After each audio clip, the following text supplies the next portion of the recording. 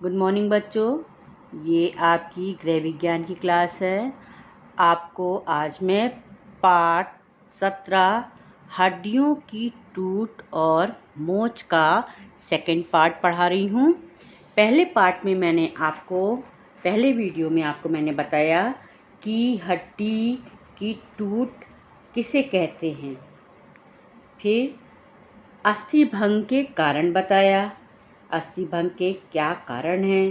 पहला बताया टक्कर द्वारा, दूसरा बताया मैंने ऊंचे स्थान से गिरना, फिर तीसरा बताया गिरना या धक्का लगना या दबाव पड़ना। फिर मैंने हड्डी टूटने की पहचान आपको पढ़ाया था। उसके बाद मैंने आपको बताया था अस्थि भंग के विभिन्न प्रकार। उसमें 2 प्रकार बताए थे। पहला प्रत्यक्ष अस्थि भंग और दूसरा अप्रत्यक्ष अस्थि भंग। फिर मैंने आपको पढ़ाया था अस्थि भंग चोट लगने की प्रकृति के अनुसार कितने प्रकार होते हैं। उसके अंतर्गत पहला मैंने बताया था साधारण टूट, फिर बताया था विशेष टूट, फिर तीसरा बताया था विषम टूट और चौथा बहुखंड टूट, पांचवा पचड़ी टूट और छठा कच्ची टूट और सातवां दबी टूट। उसके बाद मैंने आपको अस्थि भंग के उपचार के समान नियम बताए थे। फिर बच्चों उसके बाद मैंने आपको बताया विशेष अस्थि भंग की पहचान और उपचार, जिसके अंतर्गत मैं आपको खोपड़ी का अस्थि भंग बता चुकी हूँ, जबड़े का अस्थि भंग भी बता चुकी हूँ, तीसरा हंसली का अस्थि भंग भी बता चुकी हूँ, चौथा पसलियों की अस्थि भंग होना, ये आपको मैं पढ़ा चुकी हूँ। और मैं आज उसी के आगे 5वां पॉइंट है रीढ़ का अस्थि भंग। पीठ के बल पर गिरने, झटका लगने अथवा पीठ पर चोट लगने आदि से रीढ़ की हड्डी टूट सकती है। रीढ़ की हड्डी के अंदर शुष्क होने के कारण ये अत्यंत कष्टदायक अस्थि भंजन है।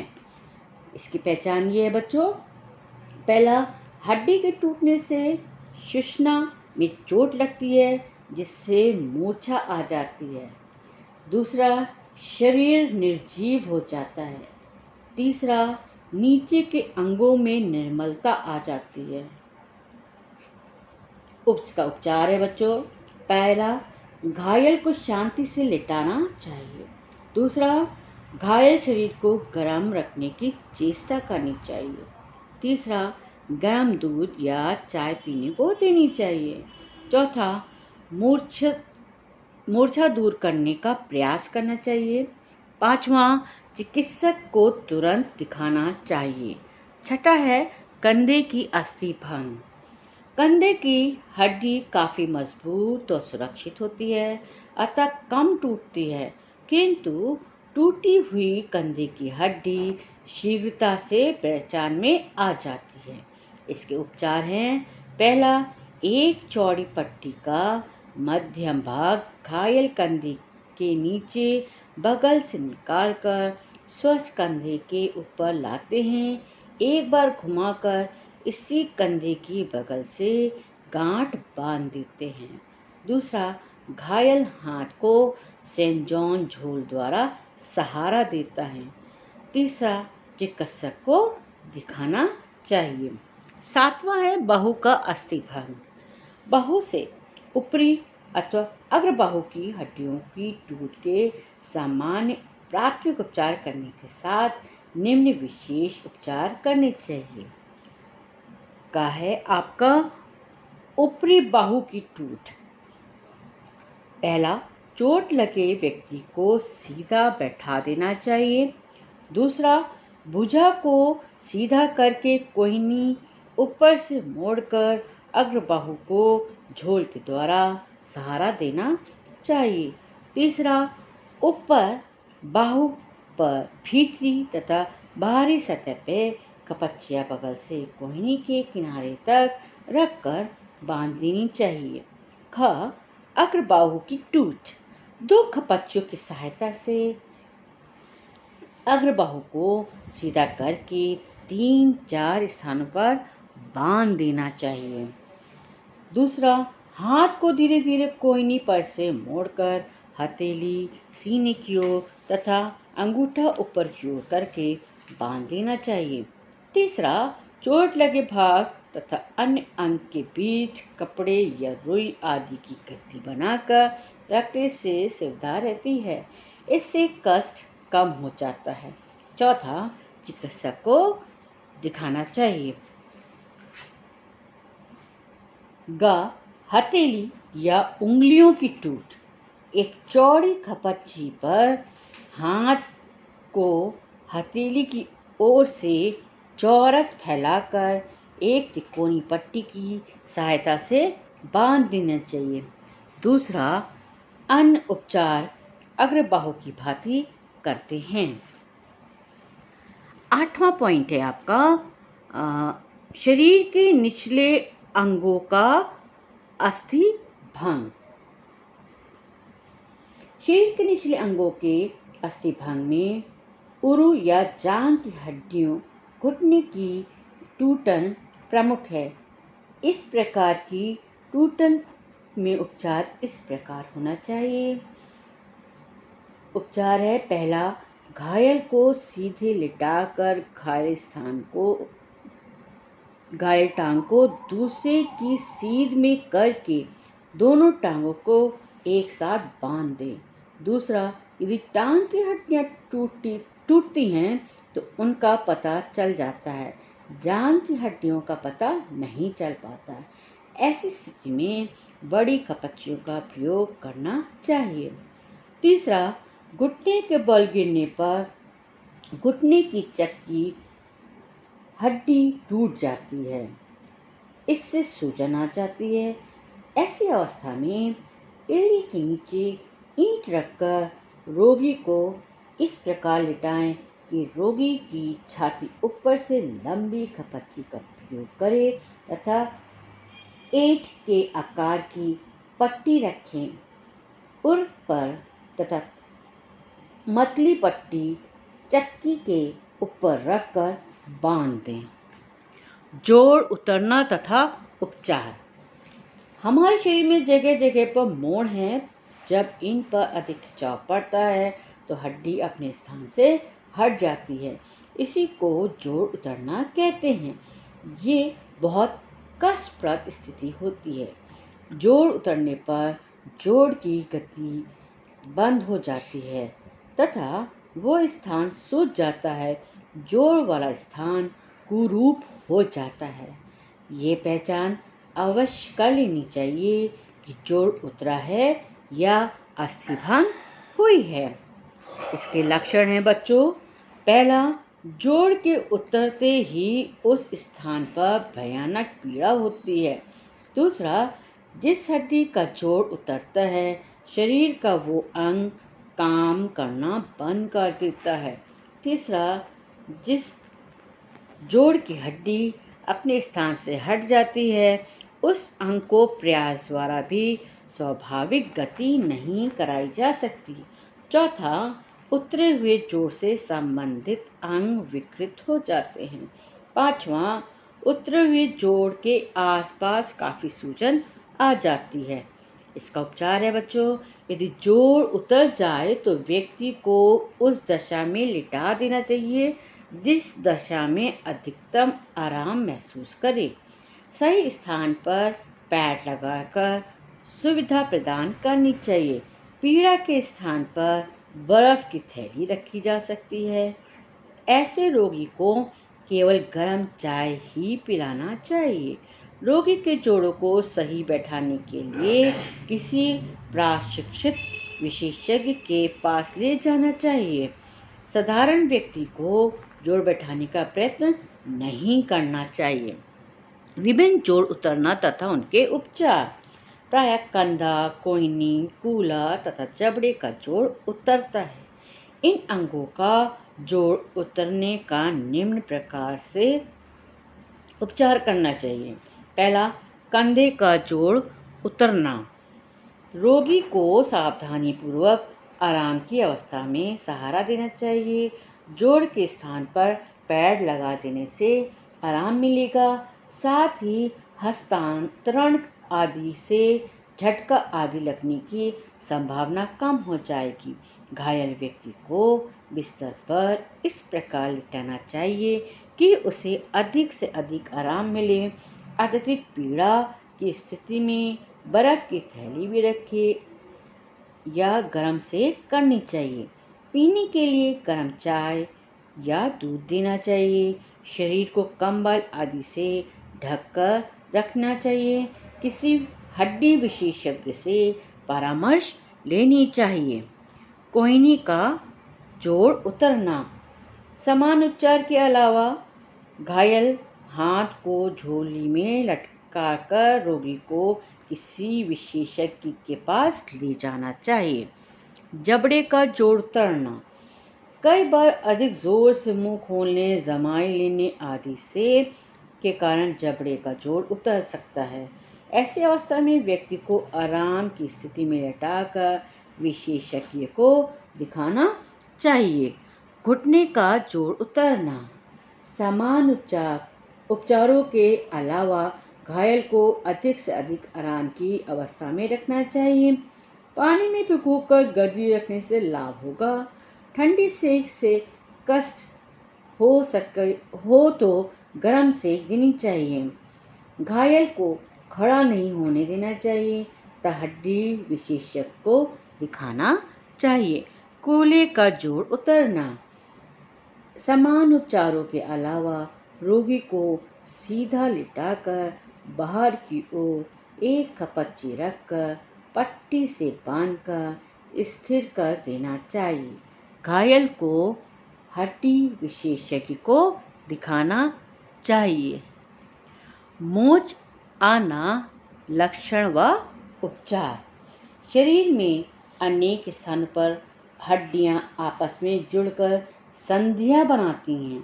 ये परस्पर बंधन सूत्रों द्वारा बंधी हुई या जुड़ी रहती हैं। कभी हाथ या पैर एकाएक किसी ऊंचे नीचे स्थान पर आ जाता है या गिर जाए या झटका खा जाए तो अस्थि के चल संधियों के बंधन सूत्र खिंच जाते हैं। ये खिंचाव कभी कभी इतना अधिक होता है कि ये बंधन सूत्र टूट भी जाते हैं। इसी खिंचाव अथवा टूट को मोच आना कहा जाता है। मोच के लक्षण। बंधक सूत्रों के टूट जाने के कारण रक्त बहने लगता है तथा हड्डियों का जोड़ कमजोर प्रतीत होने लगता है। दूसरा, मोच आ जाने पर चोट लगे स्थान पर सूजन आ जाती है तथा पैर को आगे पीछे या इधर उधर हिलाने में कठिनाई व पीड़ा होती है। तीसरा, जिस स्थान पर मोच आई है उस स्थान पर रंग नीला या काला पड़ने लगता है। इसका उपचार है। पहला, मोच आने पर व्यक्ति को आरामदायक स्थिति में लिटा देना चाहिए। मोच वाले अंग को हिलाना डुलाना नहीं चाहिए। दूसरा, यदि पैर में मोच है तो जूता उतार देना चाहिए। तीसरा, जोड़ के स्थान पर कसकर पट्टी बांधनी चाहिए। चौथा, ठंडी सेक करने से आराम मिलता है, अतः बराबर ठंडी सेक करनी चाहिए। कभी कभी गर्म पानी से भी सेक कर देनी चाहिए। छठा, मोच वाले स्थान पर आयोडेक्स से धीरे धीरे मालिश करनी चाहिए। सातवां, गीली पट्टी से जब आराम ना मिले तो गीली पट्टी को खोलकर पुनः पट्टी बांध देनी चाहिए। आठवां, कभी कभी गर्म व ठंडा दोनों प्रकार के पानी को लेकर 5 या 6 मिनट गर्म पानी में फिर ठंडे पानी में मोच आए अंग को रखने से आराम मिलता है। इसके लिए विशेष सावधानी आपको रखनी है। प्राथमिक चिकित्सक को चोट लगते ही उपचार प्रारंभ कर देना चाहिए, अन्यथा कुछ समय बाद सही उपचार मिलने पर भी लाभ नहीं होता। घाव शरीर के किसी अंग पर चोट लगने से त्वचा तथा उसके नीचे के तंतु कट या फट जाते हैं, रक्त निकलने लगता है, इसी को घाव कहा जाता है। घाव के प्रकार: पहला, कटा हुआ घाव, दूसरा, फटा हुआ घाव, तीसरा, कुचला हुआ या बिना फटा घाव, चौथा, गोली का घाव और पांचवा, छिदा हुआ घाव। पहला, कटा हुआ घाव। चाकू, ब्लेड, आरी आदि से शरीर का कोई अंग कट जाता है तो वहाँ घाव हो जाता है। इसी प्रकार होने वाले घाव के किनारे चिकने होते हैं, मांस दिखाई देता है और रक्त निकालने लगता है। इसका उपचार: पहला, यदि घाव कम गहरा है तो रक्त को निकलने दें, इससे कीटाणु बाहर निकल जाते हैं। यदि घाव बड़ा हो और रक्त तेजी से निकल रहा हो तो बंद बांध दें। तीसरा, घाव को सेवलॉन या डिटॉल से साफ करें।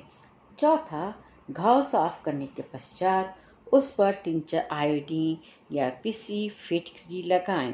पांचवा, घाव बड़ा होने पर चिकित्सक को दिखाएं। दूसरा है फटा हुआ घाव।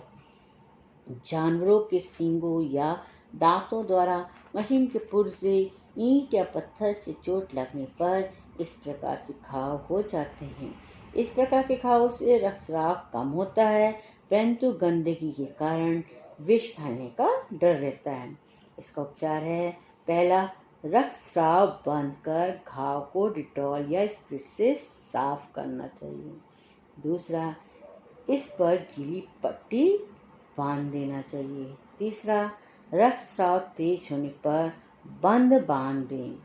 चौथा, साफ करके चोट लगे स्थान पर पाउडर लगाकर ऊपर रुई रखकर पट्टी बांध दें। पांचवा, शीघ्र ही किसी प्रशिक्षित डॉक्टर को दिखाना चाहिए। तीसरा है कुचला हुआ या बिना फटा घाव। यदि चोट गहरी लगे परंतु रक्त बाहर ना आए तो वो घाव कुचला घाव कहलाता है। इसको हम गुम चोट लग जाना भी कहते हैं। इसमें उस अंग पर नीला नीला निशान पड़ जाता है क्योंकि रक्त अंदर घाव के स्थान पर जम जाता है, वह सूजन आ जाती है और दर्द अधिक होता है। उपचार: घाव को स्पिरिट या डिटॉल से धोकर भीगे पानी की पट्टी बांध देनी चाहिए। चौथा, गोली का घाव। इस प्रकार के घाव बंदूक, पिस्तौल आदि से हो जाते हैं। कभी कभी तो गोली घाव करती हुई अंग के आर पार निकल जाती है। उपचार: पहला, यदि गोली घाव की ऊपरी सतह पर है तो चिमटी की सहायता से बाहर निकाल दें। दूसरा, यदि गोली घाव के अंदर गहरी है तो उसे डॉक्टर से जितना शीघ्र हो निकलवाएं। रोगी के बेहोश होने पर मुंह पर पानी छींटे मारें। तीसरा, घाव को एंटीसेप्टिक घोल या स्पिरिट या डिटॉल से धोएं। चौथा, घाव पर मर्क्यूरोक्रोम घोल लगाकर ऊपर से रुई बांध रखकर पट्टी बांध दें। पांचवा, छिदा हुआ घाव। इस प्रकार के घाव पतली छेदक वस्तुओं जैसे सुई, क्रोशिया, कांटे या नुकीली लकड़ी या बांस की कपच्चियों आदि से हो जाता है। ये घाव जहरीले होते हैं, इनकी गहराई बाहर से पता नहीं लगती। इसका उपचार है: पहला, सर्वप्रथम छेदक वस्तु को तुरंत बाहर निकालें। दूसरा, यदि सुई या कांटा चुभ गया हो तो बाहर निकलवाएं। तीसरा, घाव को डिटॉल या स्पिरिट से साफ करें। साफ किए घाव पर मर्क्यूरोक्रोम लगाकर ऊपर से रुई रखकर पट्टी बांध दें। पांचवा, यदि घाव तलवे पर हो तो रोगी को लिटा दें, चलने फिरने से मना कर दें। आपको मैंने दोनों वीडियो दिए। उसके बाद देखिए अभ्यास के लिए आपके लिए प्रश्न हैं, दीर्घोत्तरीय प्रश्न आपके 6 हैं। उसके बाद लघुत्तरीय प्रश्न आपके 10 हैं। अति लघुत्तरीय प्रश्न आपके 12 हैं। और फिर उसके बाद वस्तुनिष्ठ प्रश्न है जिसमें सत्य असत्य है। फिर रिक्त स्थानों की पूर्ति है और उसके बाद बहुविकल्पीय प्रश्न है।